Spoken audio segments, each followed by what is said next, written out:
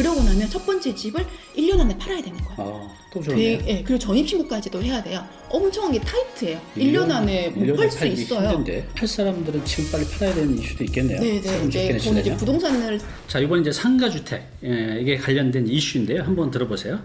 송파구 삼정동에 3층짜리 낡은 건물을 한 채 갖고 있다고 합니다.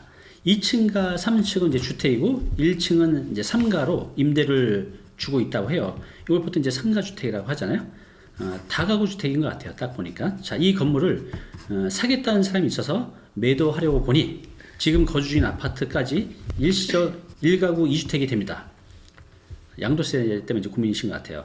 주택이랑 상가랑 함께 있는 건물의 경우 주택 면적이 더 큰 경우 주택으로 본다고 알고 있습니다.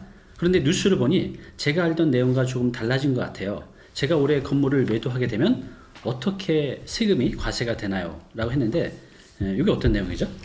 지금 사례는 두 가지 이슈가 다 있어서 설명을 드려야 되는 게 우선은 그 일시적 2주택에 대한 얘기를 해볼게요. 그러니까 원래는 양도할 당시에 집이 한 채 있으면은 1주택자로 보는 게 맞는데 내가 원래는 이 집에 있다 이렇게 이사를 가고 싶어가지고 집을 하나 샀는데 기존에 갖고 있던 집이 안 팔린 경우 있잖아요. 그렇죠, 있죠. 어쩔 수 없는 경우들. 그럴 때는 양도하는 시점에 집이 두 개가 갖고 있다고 하더라도 일시적 2주택자로 보는 경우가 예외적으로 있어요. 이걸 요건을 충족하려면은 처음 집을 사고 나서 1년 이상이 지난 다음에 두 번째 집을 사고요.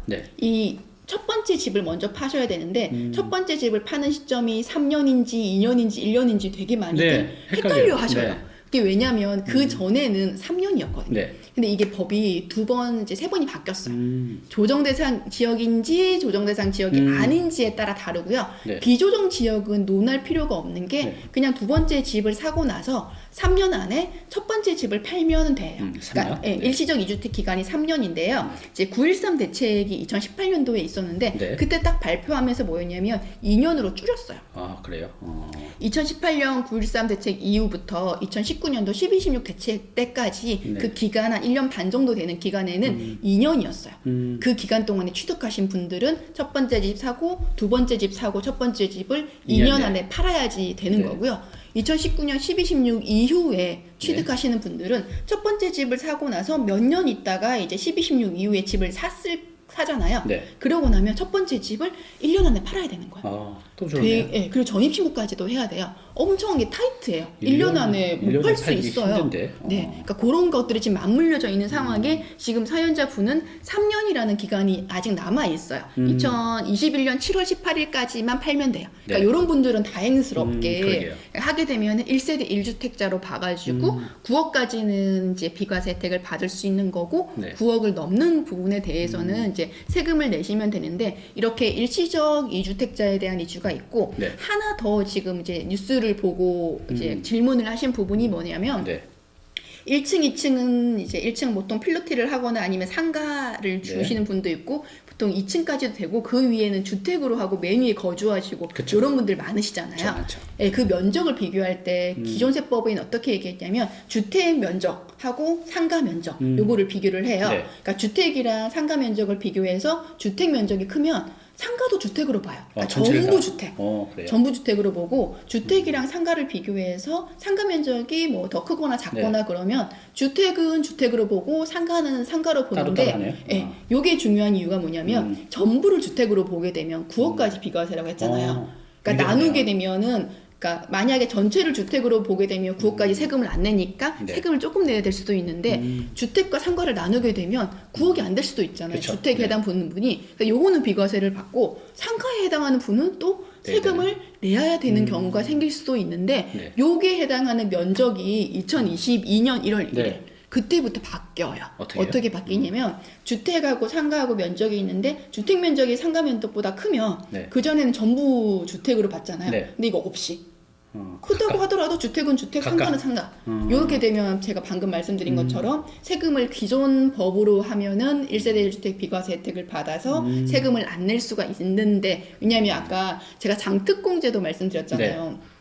기존에 10년 이상 갖고 그러네요. 있으면 80%까지 받기 때문에 세금을 은근히 다세대 말고 다가구 주택이신 분들이 세금을 생각보다 많이 안 내셨거든요. 그러니까 법이 지금 이 면적 틀어놓고 장특공제 틀어놓으면 세금을 훨씬 더 그러네요. 많이 내게 되는 이제 상황이 생길 수 있습니다. 이제 그러면- 내년부터예요. 그럼 팔 사람들은 지금 빨리 팔아야 되는 이슈도 있겠네요. 네네. 세금 적게 이제 저는 이제 내시려면. 부동산을 빨리 처분하고 이런 거를 권하지는 않는데 이런 경우에 맞물리신 분들, 그러니까 팔 생각이신 분들, 내년에 팔까 올해 팔까 고민하시는 분들 세금 차이가 많이 있잖아요. 나겠는데요? 네, 그런 분들은 이제 올해 파시는 게 좋으시고요. 네, 알겠습니다. 자, 이제 다음 질문입니다.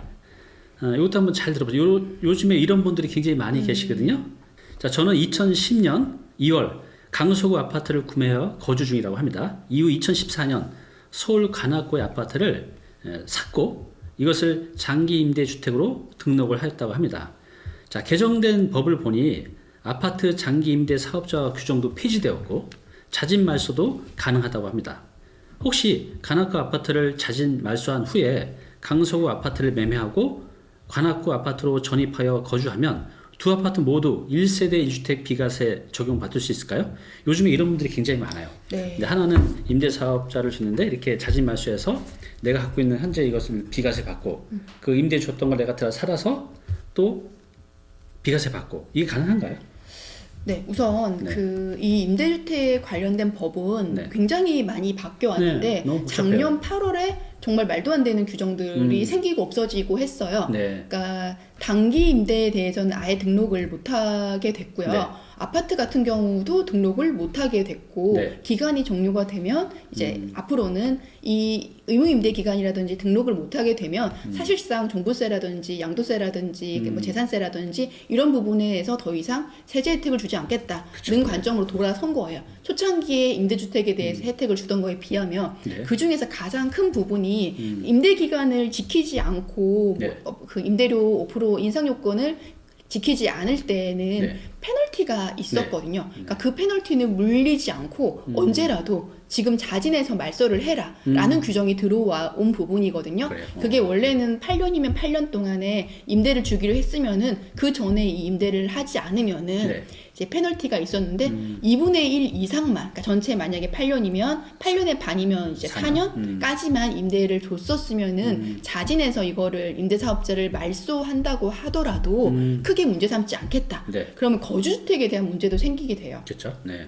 어차피 임대하던 이 집에 대해서는 이제 처분을 할 때 세금을 내면 되는 건데 네. 원래 거주주택 비과세라는 세금은 뭐였냐면 내가 거주하는 집이 있고 집 한 채만 거주하고 나머지는 임대로 돌려라. 그리고 국가 모르게 하지 말고 임대사업자 등록을 해서 우리가 관리할 수 있게 해주고 네. 임대료도 많이 올리지 말라. 그러면은 우리가 취득세도 혜택을 해주고 재산세랑 종부세도 해주고 나중에 본인이 거주하고 있는 이 집 팔 때 비과세까지 해주겠다. 유주택으로 보고요. 그렇죠. 그런 취지였어요. 왜냐하면 본인이 거주하는 집이 있고 임대주택 뭐 오피스텔이 됐던 여러 가지를 둘 수가 있잖아요. 네. 그럼 사실상 이 집을 팔 때는 집이 여러 개이기 때문에 현재 규정으로 보면은 다주택자여야 함에도 불구하고 임대사업자를 등록을 해놓으면 이거를 처분할 때 얘를 비과세로 보면은 나머지는 그냥 임대 돌리고 있기 때문에 기간 맞추고 처분할 때 세금 이제 내고 끝내면 되는 네. 거예요. 근데 그 규정에서 지금 2분의 1 이상 임대하면 네. 자진 말소하고 5년 안에 거주하던 이 집을 팔면 그때도 비과세를 해주겠다. 네.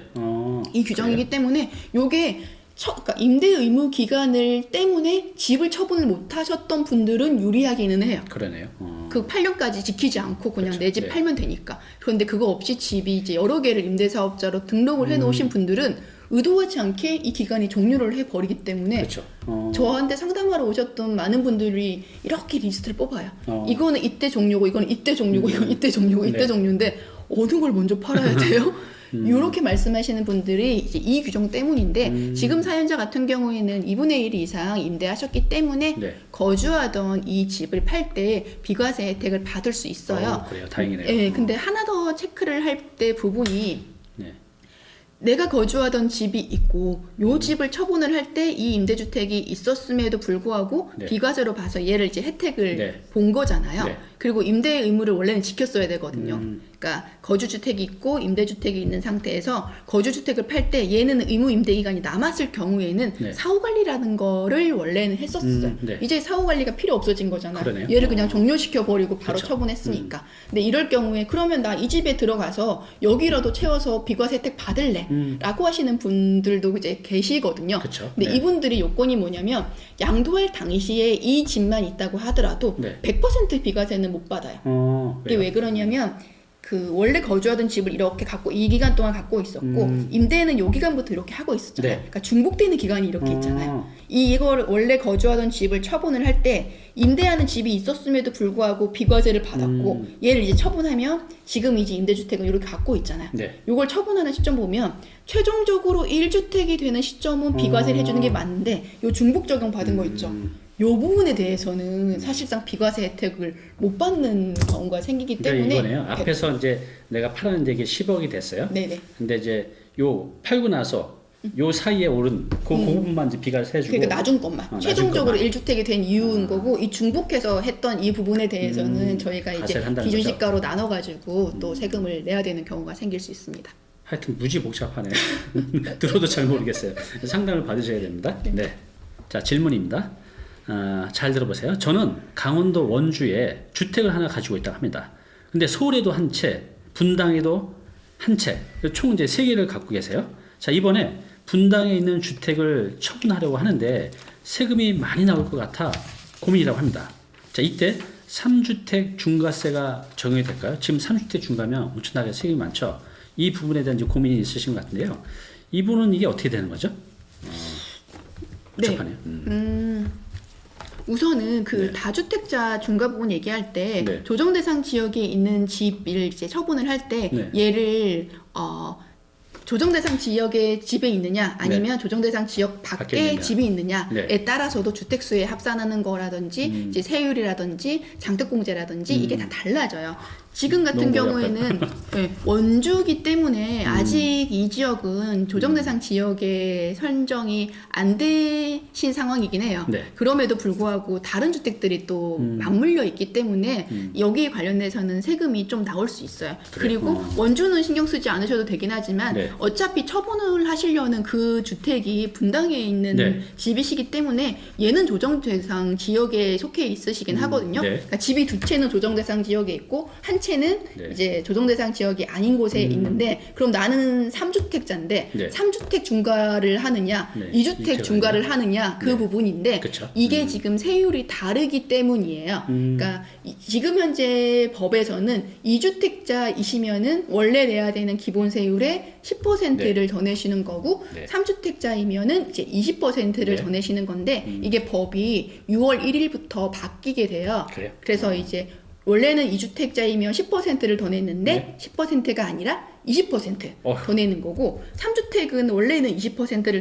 더 냈는데 이제 이게 30%를 더 내시는 경우기 때문에 그 여러 개의 집을 갖고 계신 분들은 내가 2주택자인지 3주택자인지에 따라서 네. 세율이 지금 엄청 이렇게 차이가 달라지시는 네. 거잖아요. 그러니까 지금 같은 경우에는 어차피 양도 차익이 가장 적은 집부터 처분을 하시는 게 맞고요. 네. 조정 대상 지역이 2주택자 소유로 봐가지고 2주택자 중과가 되시는 거기 때문에 네. 그래도 이제 세금은 그래도 이제 중과 세율은 적용을 받으실 거고 제가 이 사례를 얘기를 하면서 짚어드릴 부분은 네. 처분을 하실 생각이신 분들이 있으시잖아요. 네. 그러니까 계약금 치르고 지금 6월 1일이 얼마 남지 않았어요. 그러게요. 그러니까 잔금을 치르실 분들은 네. 6월 1일 간당간당 하신 분들은 조금 땡기셔가지고 이게 잔금 기준이라는 거죠? 네, 실제 소유권이 넘어가는 거랑 잔금을 지급한 시점이랑 그 둘 중에 빠른 날이거든요. 네. 그래서 그거를 이제 서둘러가지고 이제 하셨으면 좋겠습니다. 네, 그래요. 지금 이게 날짜에 따라서 네. 세금이 굉장히 크게 차이가 나니까요.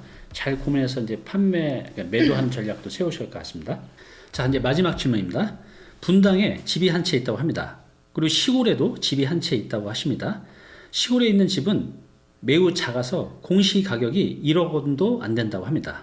자, 이번에 분당 집을 처분하고 다른 집을 매수하려고 보니 시골 집 때문에 2주택자로 중과세가 되는 게 아닌가 걱정이 크다고 하네요. 자, 이럴 경우 이 시골 집 때문에 양도세를 많이 내게 될까요? 라는 질문인데요. 이게 어떻게 되는 거죠?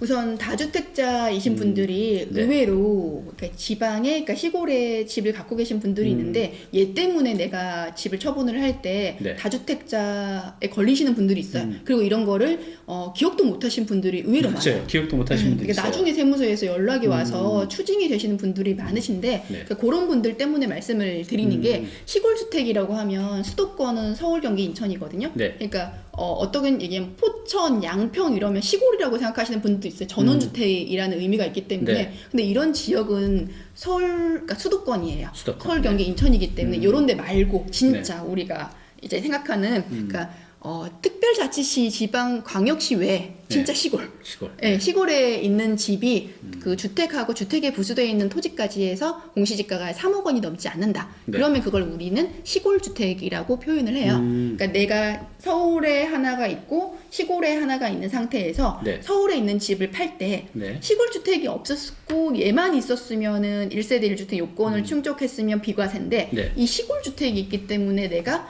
중과세가 적용이 되는 게 아니냐라는 고민을 하시는 분들이 많으신데 네. 2주택자인 거는 맞아요. 근데 2주택자인데 중과세 계산할 때는 얘는 안 들어가요. 그러니까 1주택자인 것처럼 되는데 비과세는 또 아니에요. 그러니까 중과는 안 되고 네. 이익을 얻은 부분에 대해서 이제 기본 세율로 세금을 낸다. 이렇게 이해하시면 될 것 같고 이 시골 주택 때문에 비과세 혜택을 못 받아서 네. 이제 상담을 의뢰하시는 분들도 꽤 많으세요.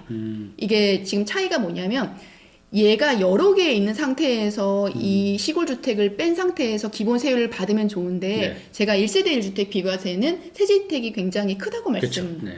드렸잖아요. 그러니까 1세대 1주택 비과세였으면은 세금을 아예 안 내도 되셨던 분들이 이 시골 주택 때문에 기본 세율이라도 내셔야 되는 거라서 이게 생각보다 몇 억씩 왔다 갔다 하시는 그쵸. 분들도 있으세요. 그래서 요거는 알고 계셔야 될 것 같아가지고 시골 주택이 있으면은 세금 안 낸다던데 그러니까 주택수에 합산되지 않는다던데 요렇게 말씀하시는 분이 있는데 주택수에 이제 합산이 할 때 네. 다주택자 중과할 때는 합산이 안 되는 게 맞는데 2주택자인 거는 맞아요. 그러니까 중과가 안 되고 기본 세율이 적용이 된다. 이렇게 해석하면 될 것 같고 하나 이제 상속주택을 하나 설명을 드리려고 해요. 왜냐면 이게 시골 주택이랑 맞물려 있으니까. 그렇죠. 네. 본인이 산 거는 시골 주택인데 부모님이 상속을 해주신 시골에 있는 집 있잖아요. 네. 그러니까 그런 것도 이렇게 보면 네. 처분하기도 좀 애매하셔가지고 갖고 계신 분들이 맞아요. 있어요. 네, 부모님 그러니까, 네. 부모님의 어떤 그런 정이 남아있는 것을 갖고 있고 싶은 맞아요. 거죠. 또 이제 산소나 이런 게 또 맞아요. 있으신 분들은 왔다 갔다 가끔 하시기 맞아요. 때문에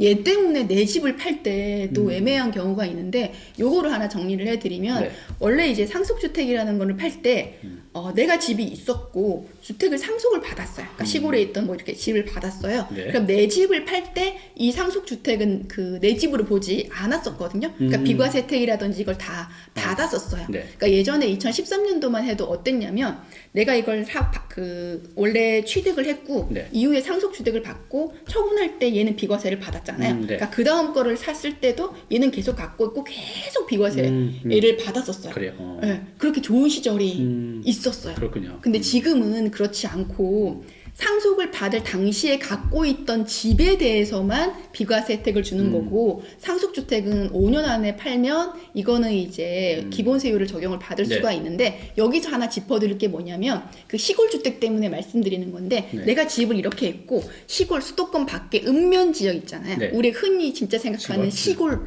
그런 집을 상속받았다고 하더라도 요거는 내가 집을 팔 때 내 주택수에 안 들어와요. 그래요? 네. 다행이네요. 그래서 이거를 처분을 할 때 크게 문제가 안 된다는 거를 미리 말씀드리려고. 갑자기 제가 이런 말씀 드리면 그럼 시골에 상속받은 주택을 뭐 헐어야 되나? 요렇게 이제 말씀하시는 분들이 또 간혹 계셔가지고 요거를 처분할 때 상속주택이 시골에 있었으면은 내 집을 여러 번 사고 팔고 해도 이 상속주택이 신경 쓰지 않으셔도 되기 때문에 네. 그런 고민은 안 하셔도 되고 아까 말씀드린 시골주택이랑은 조금 다른 의미라는 거. 내가 샀는지 상속을 받았는지에 따라서 동일한 시골 주택이지만 다르다는 걸 이제 말씀드리려고 했습니다. 아유, 제가 오늘 그냥 질문만 했는데도 정말 두통이 생기려고 막 지금 힘들어 죽겠네요. 어떻게 이렇게 어려운 세무를 이렇게 또 하시게 됐어요? 여러분 어떠세요? 저는 이 세금 얘기만 들어도 복잡하고 막 생각을 하고 막 계산을 해야 되잖아요. 저도 상담을 하다 보면 세금 이슈가 굉장히 많이 있는데 꼭 이제 기억해야 될 것은 우리가 이것을 팔 때 하고 살 때가 있잖아요. 근데 이것을 그 전에 반드시 세무사 상담을 받으셔야 될 것 같아요. 내가 살 때 더 낼 수 있는 이슈도 있고 내가 팔 때 양도세 뭐 그런 이슈들이 있잖아요. 반드시 사고 팔기 전에 세무사한테 상담을 받으시고 그 다음에 결정을 하셨으면 좋겠습니다. 오늘 이게 이제 귀한 시간 내주신 이름이 윤나겸이세요. 특별하죠? 이름이 이런 책을 냈습니다. 2021년 세금 읽어주는 부자. 요거 읽어보시면 여러 가지 사례들이 아주 자세히 나와져 있어요. 단 요 사이도 이제 세법이 좀 바뀐 게 있잖아요. 네네. 바뀐 게 있어서 이 내용이 틀린 게 아니라 바뀐 거하고는 좀 다른 게 있으니까요. 그래도 이제 한 번 더 읽어보시고 꼭 팔기 전에, 사기 전에 세무사님의 상담을 꼭 한번 받아보시기 바랍니다. 오늘 이렇게 나와주셔서 감사합니다. 네, 감사합니다. 네.